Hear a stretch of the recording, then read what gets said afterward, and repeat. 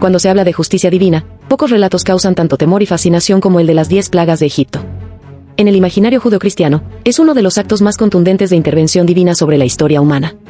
10 castigos que azotan una nación entera para liberar a un pueblo esclavizado. 10 señales de poder absoluto que revelan a un Dios dispuesto a destruir, humillar y quebrar a una potencia para reivindicar su nombre.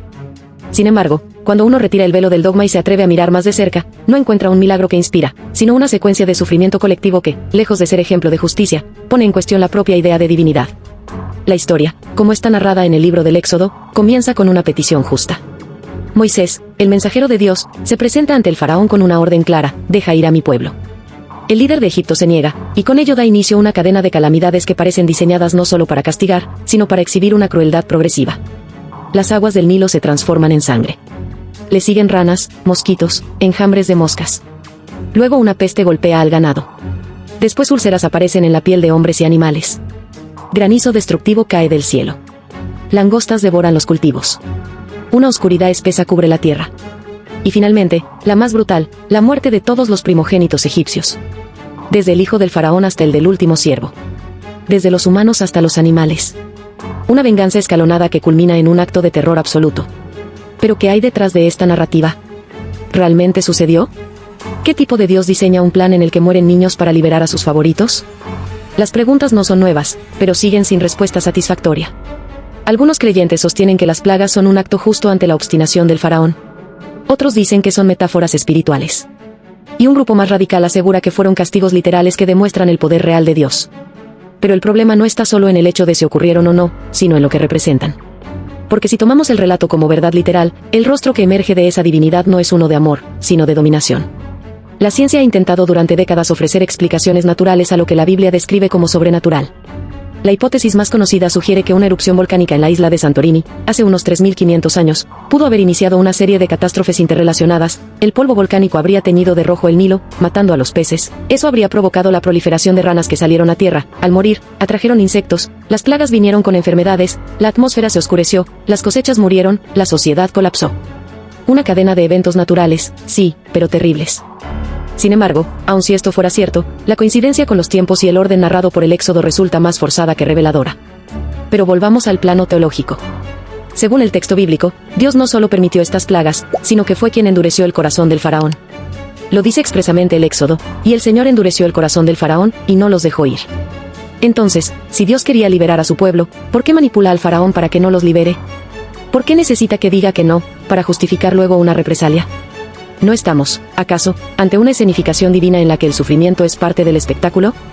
Es como si un juez dijera: haré justicia, pero primero necesito provocar al culpable para poder castigarlo con toda severidad.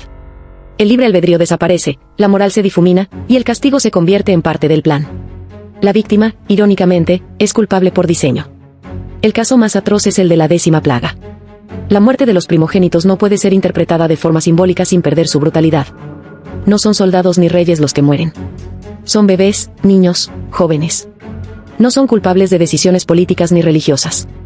Son inocentes que pagan con la vida por un conflicto entre dos deidades, el Dios de los hebreos y el Dios del imperio egipcio. ¿Qué tipo de justicia elimina a los que no tienen voz ni voto? ¿Y cómo se puede sostener que este acto es expresión de amor o liberación? Algunos teólogos modernos intentan suavizar esta imagen con argumentaciones elaboradas. Dicen que la muerte no es un castigo eterno, sino un tránsito. Que en realidad esos niños están ahora con Dios. Que el bien mayor justifica el sacrificio momentáneo. Pero estas justificaciones no resisten una ética mínima.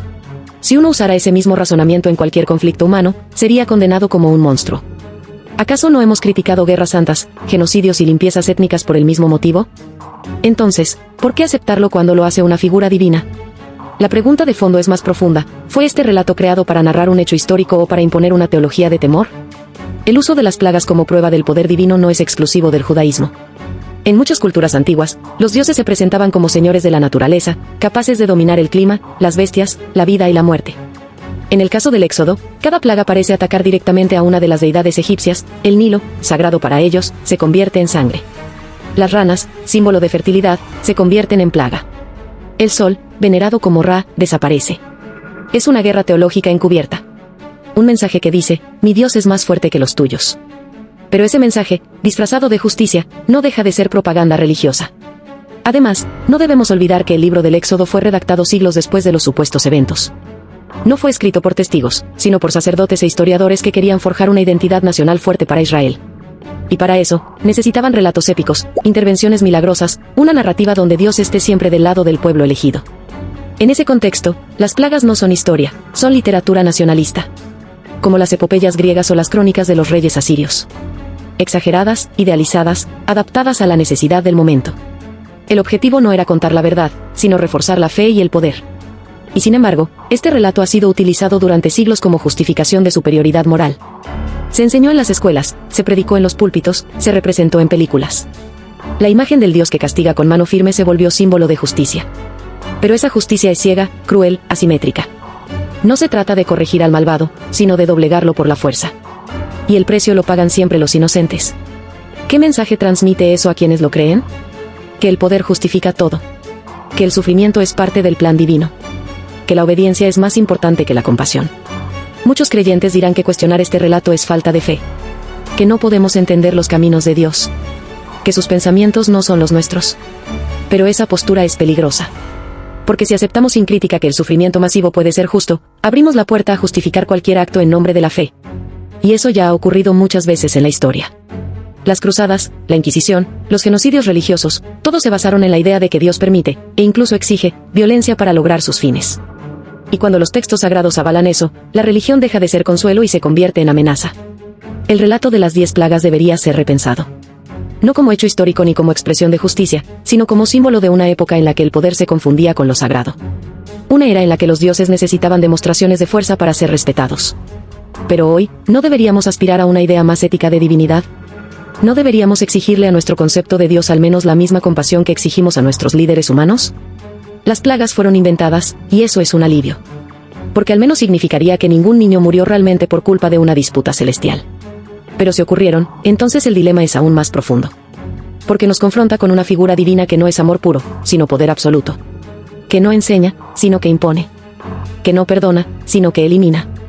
Y ante eso, la pregunta no es si creemos, sino si queremos creer en algo así. El Éxodo nos invita a reflexionar, no a obedecer ciegamente. Nos obliga a mirar el dolor, no como castigo, sino como señal de advertencia. Porque si seguimos justificando el sufrimiento como parte del plan divino, estamos perpetuando una teología de terror. Una espiritualidad que en lugar de sanar, hiere. Y en lugar de liberar, encadena. El verdadero milagro no fue que el mar se abriera, sino que haya personas capaces de cuestionar lo que otros adoran sin pensar. El verdadero acto divino es el pensamiento crítico, la duda que despierta, la conciencia que no se rinde ante el miedo. Porque si Dios es amor, entonces el dolor no puede ser su lenguaje. Y si lo es, entonces no estamos adorando al amor, sino al miedo.